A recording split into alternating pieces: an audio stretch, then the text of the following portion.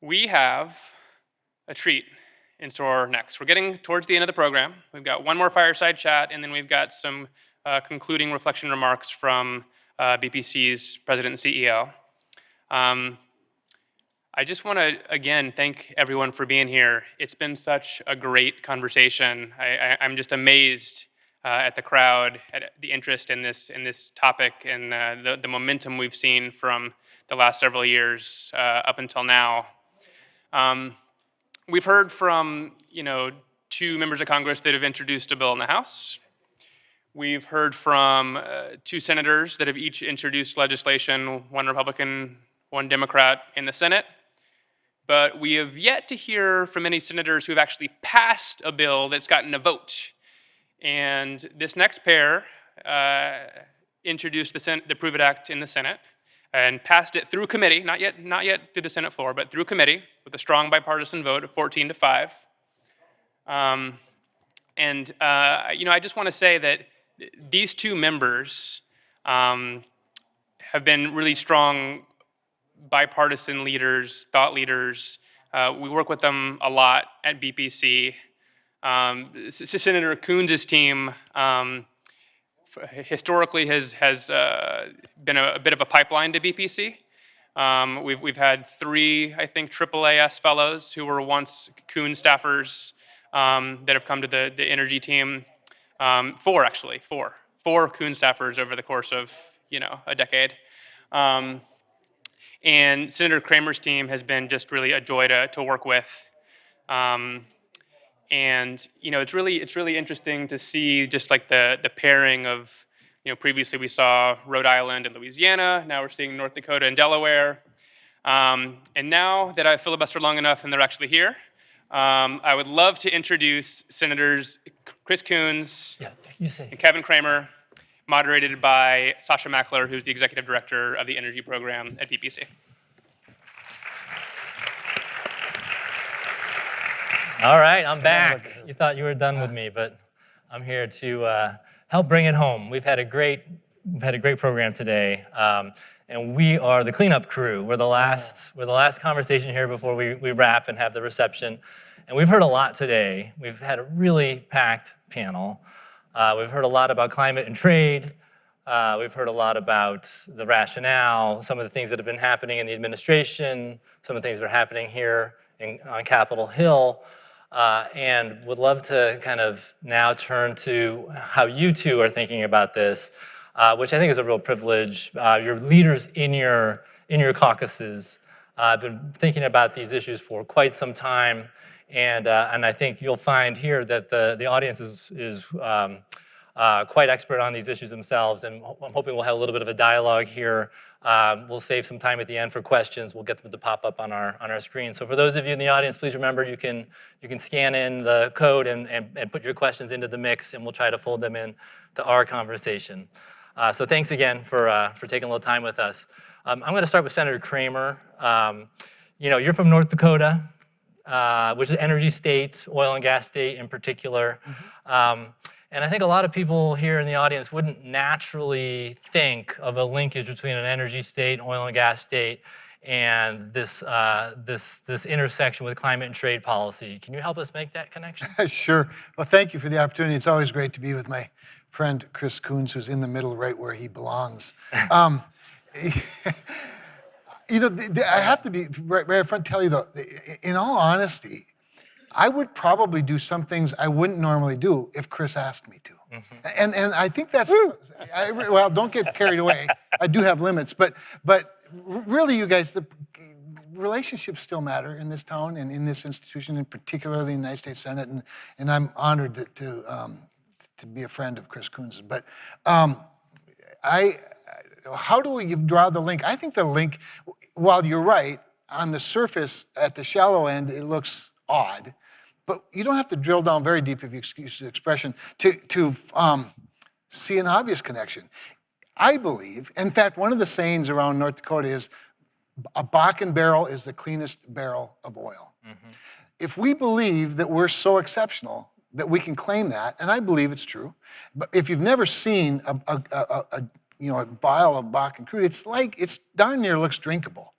And I wouldn't suggest it, but Spoken like an oil and gas. it's very light and sweet.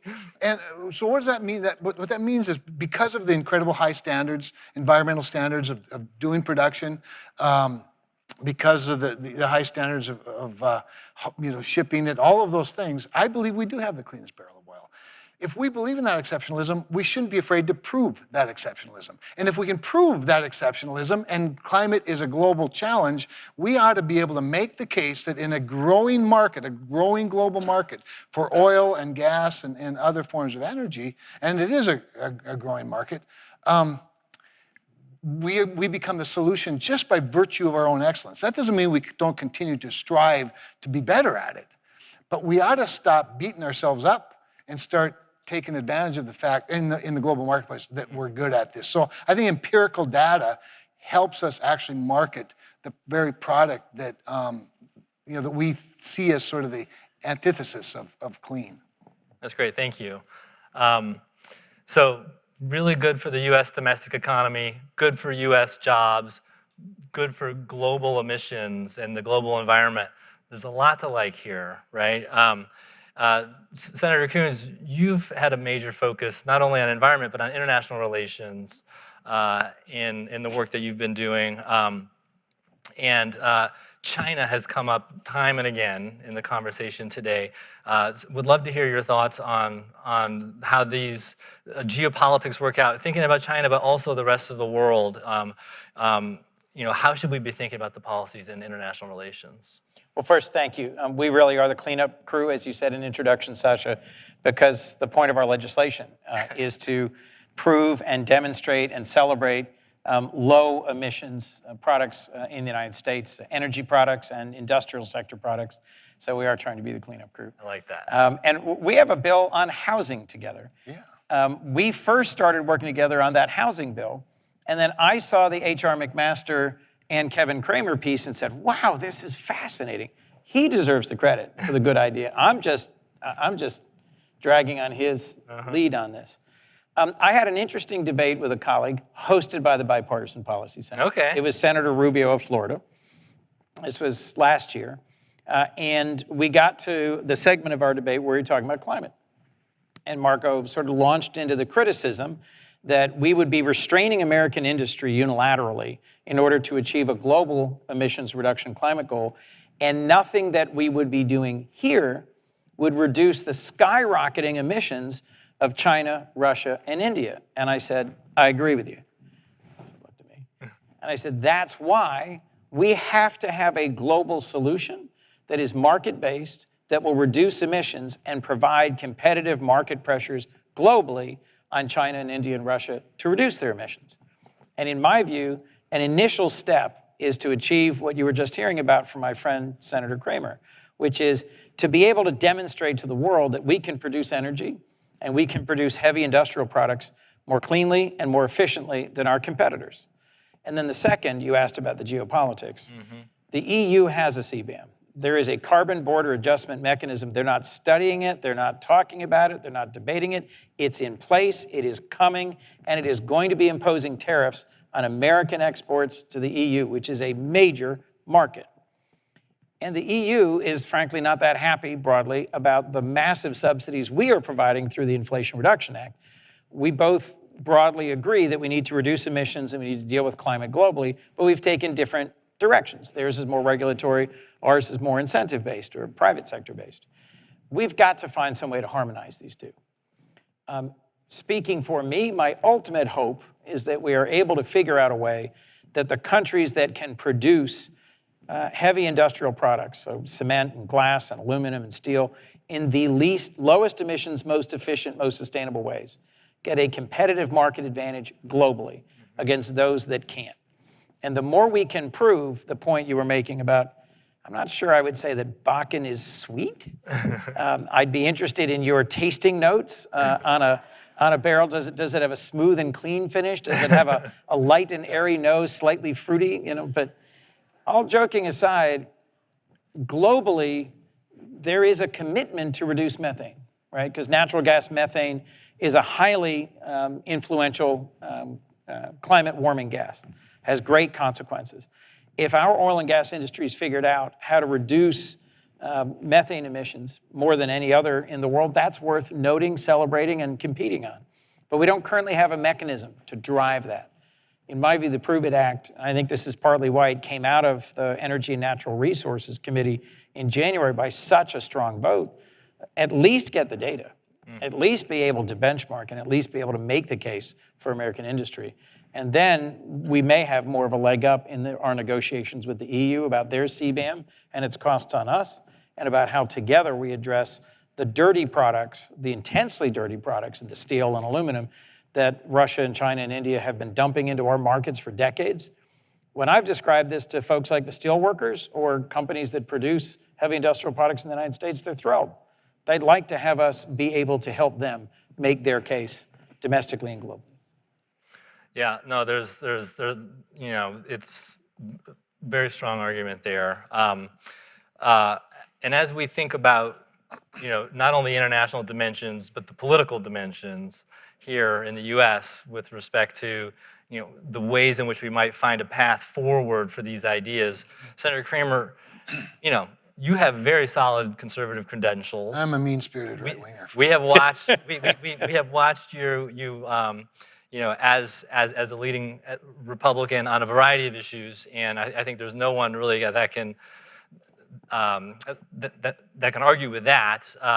But you've been on the sharp end of some political attacks when it comes to your support of these ideas, especially for, I think, what, you know, the mischaracterization that what we're talking about here is really just another way of implementing a carbon tax. Yeah, okay. And I'd love to get your thoughts on it. So a couple things. First of all, the legislation that we wrote is very specific and emphatic about the fact that this data in no way can be used to establish a carbon tax. But that aside, there's pieces of legislation to have a carbon tax. There's a CBAM bill that doesn't require, in fact, I would submit to you that if you don't support a carbon tax or a CBAM, well, Chris already made the case. Our competitors and our trading partners already have CBAMs. In other words, there's already a global CBAM. The question then becomes whether we're going to fight back with empirical data or if we're just going to pay the tariff and take it, as opposed to level the playing field. I think a lot of that conservative, you know, the sharp end of the conservative jabs really comes from people who haven't thought through it very far, which is why we need to continue to make the case, because I think Chris made the most conservative case for it just a little bit ago. He made the conservative case. I just think a lot of people, their reflex to the word carbon is so impulsive that they don't really think through it. I've never had anybody, after I've explained it in some detail, in fact, I love to challenge them and say, do you believe that the 24 most carbon-intensive industrial products made in the world, do you believe that we do it cleaner than anybody else? And if they say yes, then I say, so what are you afraid of? And by the way, the data we're talking about already exists. We're not asking the Department of Energy or the EPA or anybody. I do want to correct one thing. It came out of the EPW committee, not Energy and Natural Resources Committee. I didn't understand how it got in EPW myself, and I'm on the committee. But anyway, I'm glad it was there. That said, you know, we're not asking for new data. There's a lot of it. In fact, many of the people in this room have participated in establishing that. You all have, right? The CLC has. And so we're just asking them to gather it, do the comparison between the United States, allies as well as adversaries, and we could go through lots of it, but it's really quite clear that we may be the cleanest in certain areas, and where we're not, we're the second cleanest in certain areas, and I just think it's a good conservative argument. Here's the challenge, though, that what I worry about a little bit is, I don't ever want the data to be used to put us at a disadvantage. The data should be used to put us, and I believe it would, put us at an advantage. So even if you're afraid of a carbon tax or a price on carbon, wouldn't you rather have empirical data than arbitrary data? I think you would. Right. Yes. No. Information is power. Right. And there's a big value proposition, you know, for our U.S. companies here. No, we are addicted dirty, cheap stuff from China. But we have to get over that too. We have to look for friends to do business with, and people that have high standards, because our industries are paying a tax. They're paying a tax on the high standards to meet the compliance of producing in the United States. And I wouldn't change those compliance standards. I just want to recognize the value of them. Got it. That's great. Well, in thinking about how you have been putting together the Prove It Act and sort of having your discussions with your colleagues in the Senate and the stakeholders, I'm sure you both have some interesting anecdotes related to the conversations that you've been having in the Senate and elsewhere. Do you mind sharing one or two with us? I already said it, but I just, to me, how this whole journey began was that Kevin stepped out in an interesting article with General McMaster, who was Trump's national security advisor, talking about the implications for our national security of having a trade policy that is data-based and that advocates for American domestic manufacturing. Folks in this town like to think that, there's this sort of far left and far right, and we literally don't talk to each other. I read the article and went, what a great idea, Kevin. Maybe we could work on that. And to his opening point about you have to have relationships, it could have just been a passing comment, great piece, yeah, fine, don't ever want to talk to you. But Kevin was open-hearted enough to say, well, is there something we could do together on this? That's the essence, that's the beginning. And then you have to have talented staff who actually take the idea and the casual conversation and turn it into substance. The most we can do is express interest in moving forward. It has been a long grind to get this to where it is. I am thrilled it has been introduced in the House. I understand you had the co-sponsors here earlier today. Yes, we did. Also, look, there are more aggressive regulatory proposals, and there are others who say they don't want to have any data.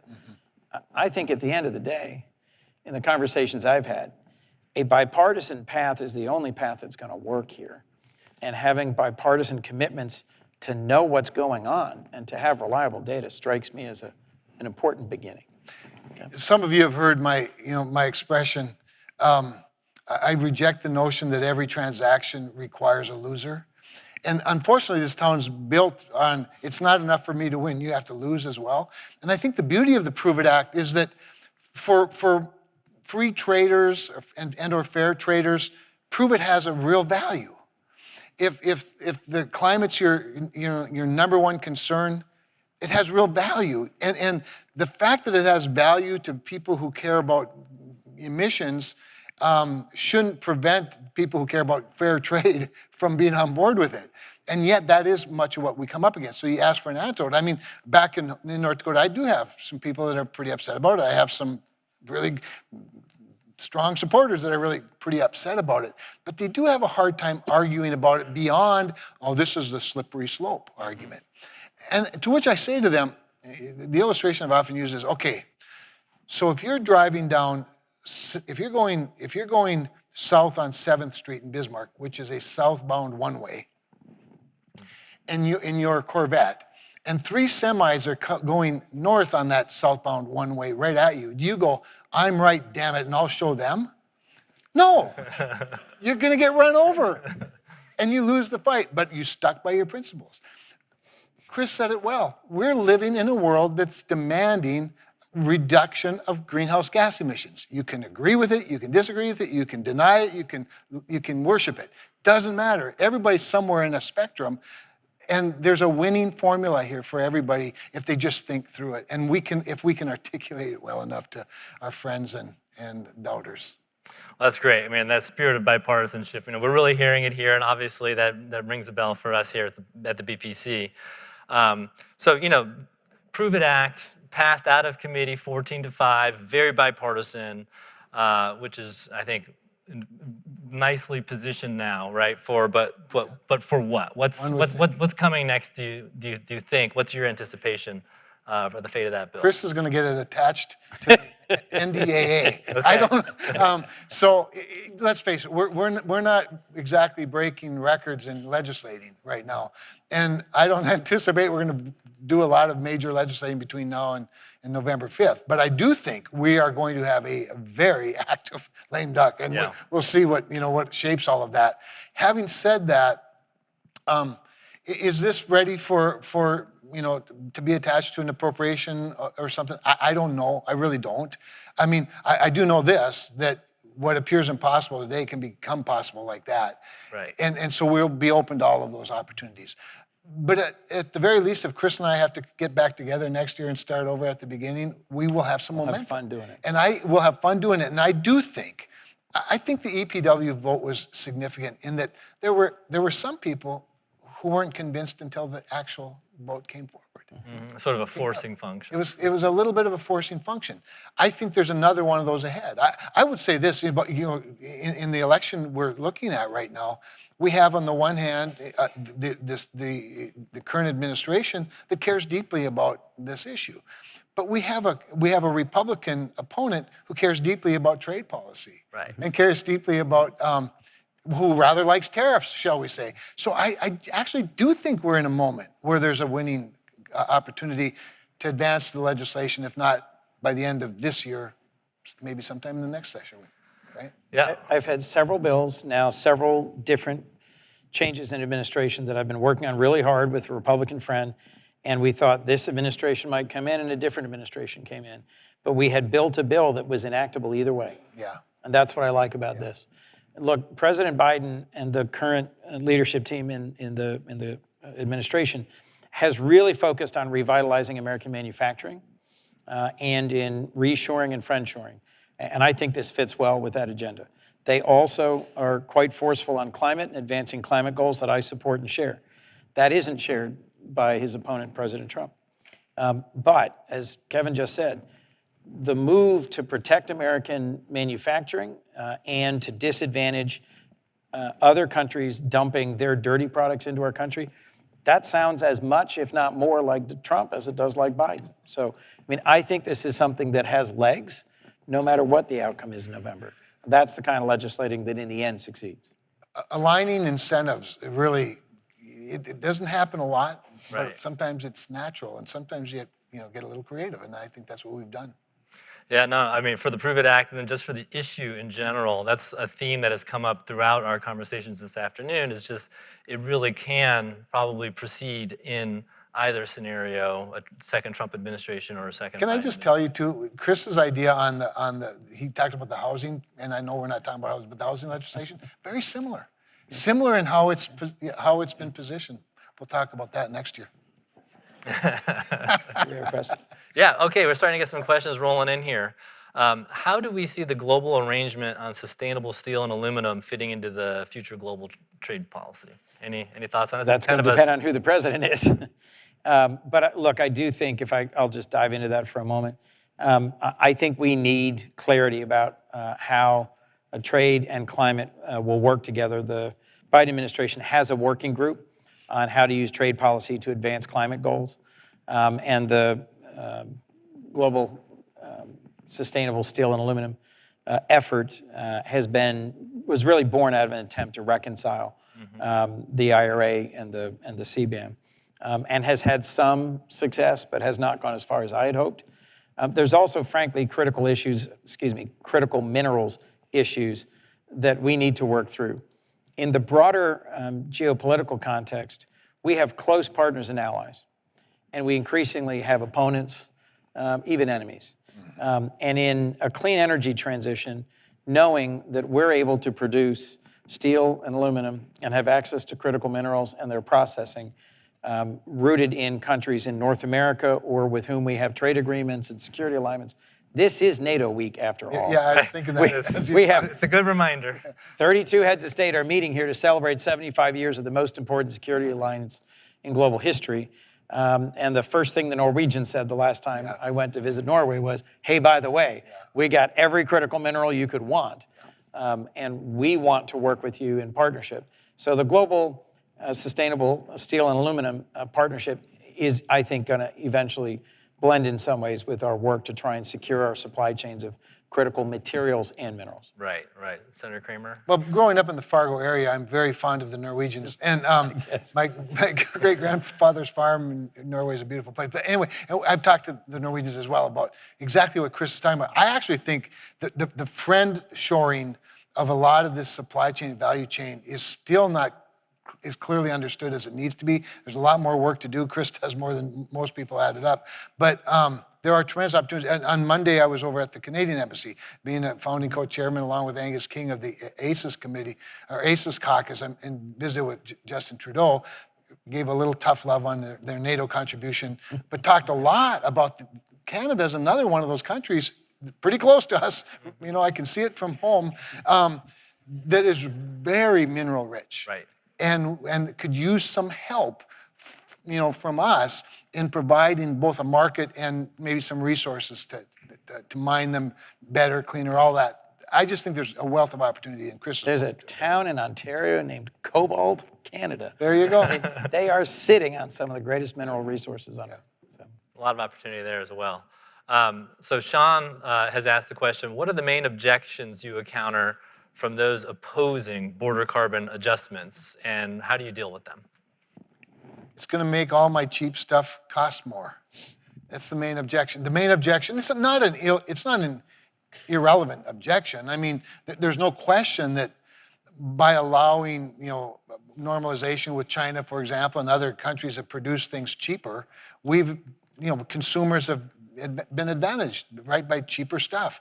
The problem is that in the bigger context, there's a much higher price for that. And so we, you know, again, we have to make that case that, okay, it's cheaper stuff, but at what cost in other areas, including global climate and issues and other pollution issues, workforce, you know, labor standard issues, giving, you know, providing an opportunity for our enemies to build their own treasuries. I mean, there's just lots of reasons to push back against that, but that's the number one issue, that you know, we'd benefit from that cheap stuff. Yeah. I say, hey, let's lift our quality of life and our standard of living at the same time.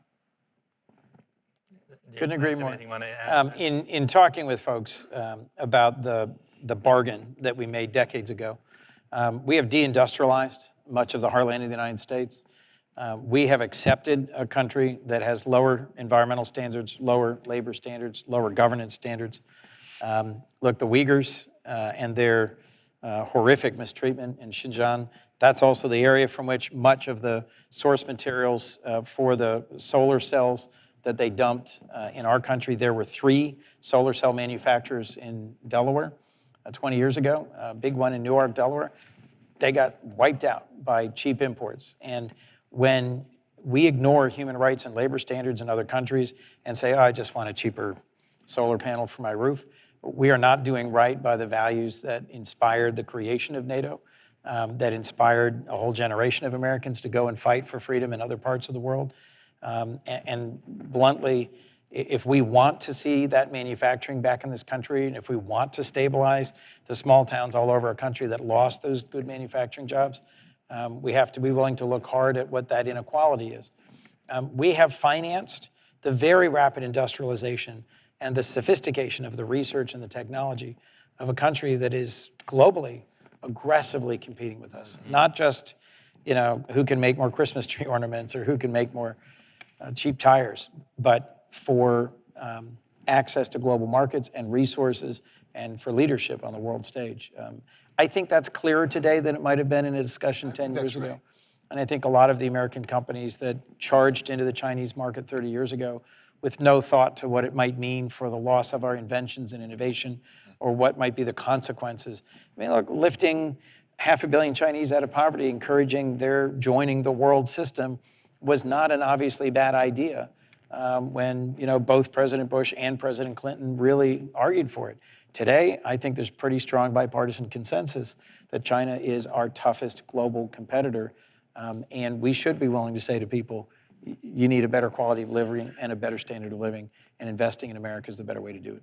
Yeah, I mean, it's a really compelling argument, of course, but I couldn't agree more that we've come a long way and starting to appreciate that. I mean, if you just look at this room, 2 years ago, if we would have tried to convene, it's been mentioned already today, if we would have tried to convene a conversation on this topic, you know, it'd be just a very small group that was thinking about it. And now the enthusiasm And the appreciation for not only the need, but the opportunity here, I think is really, we're starting to really see that in tangible ways. So we appreciate the fact that you're continuing to drive it forward on Capitol Hill.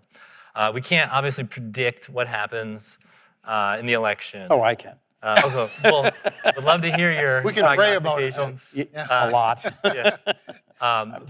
Yeah. But you know, as we think about the next Senate, would love to hear your thoughts, Senator Coons, on the bipartisan caucus that you have underway, and what do you think the priorities are, and will this be part of what you're trying to accomplish in that with that? Senator Braun and I had a great event earlier today. This is the Climate Solutions Caucus that in this Congress has had 7 Republicans, 7 Democrats. This was on geologic hydrogen, which is an interesting, relatively recent discovery, I'll say, that there may well be abundant naturally occurring hydrogen. That's not something that was widely viewed as credible among geologists. They thought it was so mobile that it would simply go up into the atmosphere and it would not be captured. And we met with the head of the U.S. Geologic, the USGS, head of RPE, and then 2 entrepreneurs who have started companies that are really looking at the geologic hydrogen space. 2 pieces of it. I'm not answering your question, am I? I'm sure you'll get there. One is what occurs naturally, and the other is what could we do through stimulating the production of hydrogen? And I don't think I fully grasped this until we set up this event today.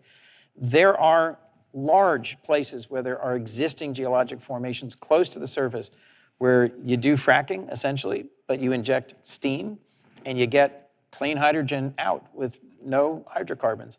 And it really has some intriguing prospects. What is the future of that group and that discussion? Well, Senator Braun is going to go on to maybe, likely, be governor of Indiana. Senator Romney is retiring, and quite likely Congressman Curtis might join us. I'm very hopeful that Senator Cramer might become more active in the Climate Solutions Caucus. I'll simply say, and I don't mean to put you on the spot, but I'll simply say that I'm very hopeful that no matter who is the majority or minority, no matter who is the president, that we'll have a bipartisan group of senators who are interested in having substantive conversations about policy, in meeting with the CEOs of major companies, in hearing what's emerging in terms of making America more industrially competitive and how do we deal with climate, and that it'll continue to be a robust and productive group. Well, we look forward to that as well. Me too. What he said. Okay.